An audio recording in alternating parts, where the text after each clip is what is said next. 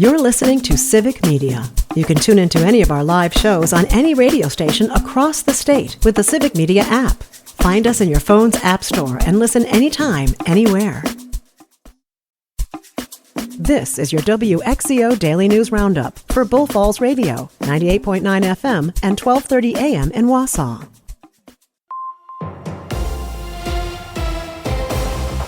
For WXCO News, I'm Melissa Kay.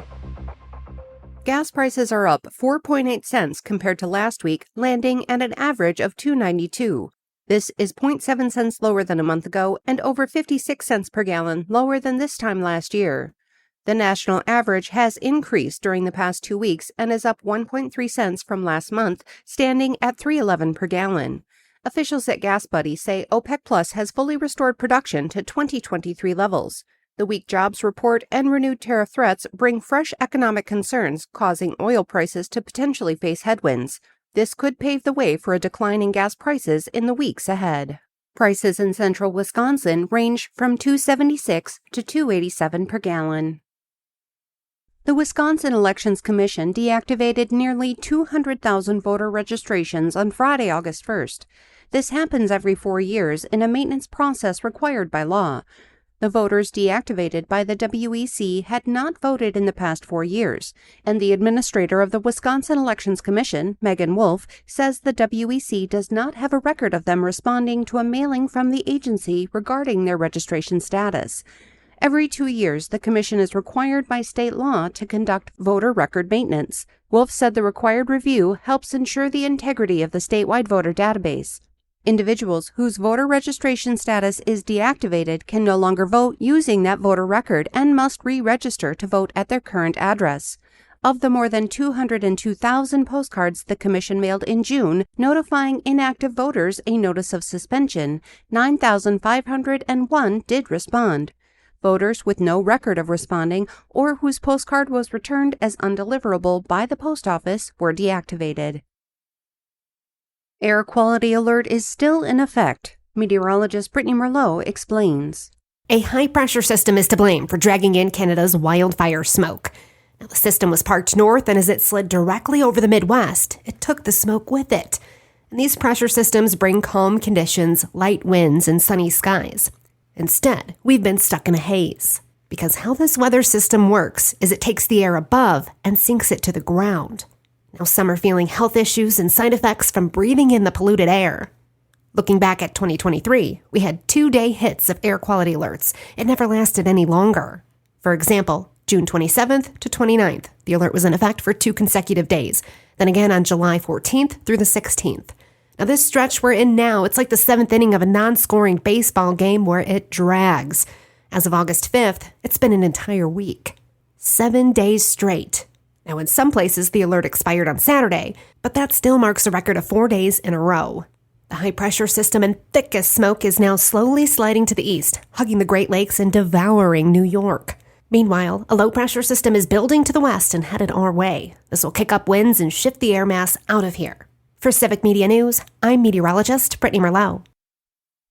Now Justice Susan Crawford was officially sworn in for a 10-year term on the Wisconsin Supreme Court on Friday following her victory in the April election.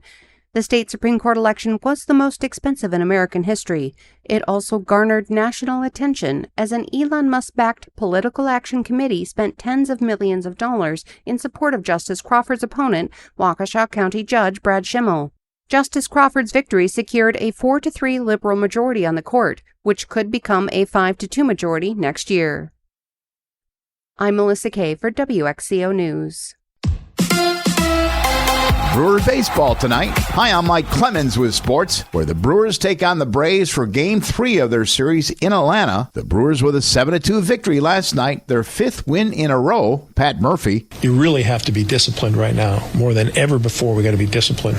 It's how we play and the mindset we're in when we play, because circumstances say ball could have bounced the other way, and we're not. Those numbers aren't there.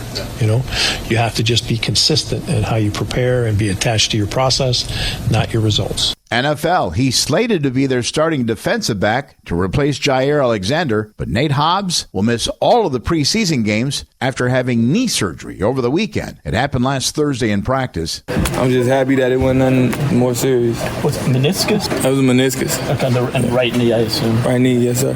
I'm committed, as I say I am. That's Packers defensive back Nate Hobbs with Sports. I'm Mike Clemens.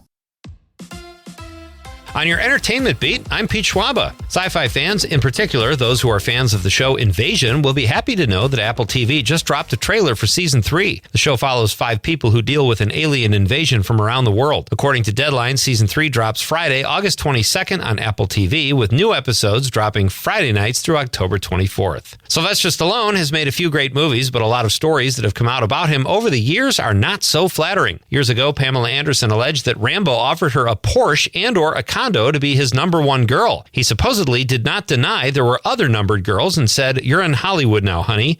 Cringe. Anderson says she rejected his offer, and Stallone's reps say it never happened. Anderson is allegedly dating her Naked Gun co-star Liam Neeson, who only offered her an '88 Chevy Chevette and an efficiency apartment. She accepted. It must be love. How much is Leo DiCaprio worth? In the neighborhood of $30 to $50 million, according to Warner Brothers and Michael Mann. Mann has a finished script for Heat 2, his follow-up to his 1995 film Heat. Attached so far are actors Austin Butler and Adam Driver. Mann's ideal budget is $200 million, which Warner Brothers balked at. Mann did a revised budget for $170 million, and Warner's told him they would like it to be even less expensive. Mann's solution, according to Hollywood Insider, is to sign Leonardo DiCaprio in hopes that it will get Warner's to sign off on a higher budget. The original film was a hit and starred Robert De Niro, Al Pacino, Val Kilmer, and Ashley Judd. The sequel will focus on tracking down Val Kilmer's character, who escaped in the first Heat. The film is not quite a lock to get made and is currently in the very early stages of pre-production. Actor Jonathan Joss was fatally shot outside his home after a fight with a neighbor in early June. Joss had played John Redcorn on King of the Hill since 1996 after the original voice actor who played Redcorn passed away. Redcorn was honored during the season 14 finale of the show Monday night. Sigfredo Alvarez was charged with first-degree murder after the shooting, but was later released on a $200,000 bond. San Antonio police initially said the murder of Joss, who was gay, had nothing to do with his sexuality, but have since walked that back, saying that they spoke too soon, and the investigation is ongoing. San Antonio Police Chief William McManus recently expressed sympathy to the San Antonio LGBTQ+ community over the loss of Joss and says the department is committed to pursuing every lead in the tragic case. For more showbiz fun, tune into Nightlight with me, Pete Schwaba, weeknights from 6 to 8 p.m. on the Civic Media Radio Network. With your forecast, I'm Corey Hartman. For today, mostly sunny, a high near 85. Slight chance of a shower tonight, 65. Some showers and storms on your Thursday with highs in the mid-80s. Sunny and hotter for Friday, low 90s. For Saturday, showers and storms, 92. Right now, it's 61 degrees. That's your WXCO Daily News Roundup from Civic Media. Subscribe to this podcast on Spotify, Apple, or wherever you find your podcasts. Find more news at bullfallsradio.com. The national news cycle never stops, but it can be hard to find news about your local community. Civic Media is dedicated to providing quality local and state news coverage across Wisconsin. With the Civic Media app, you can get notifications about local stories that matter to you and your community. Find the free Civic Media app in your phone's app store and choose notifications from the menu to tell us what kind of news you want to hear about.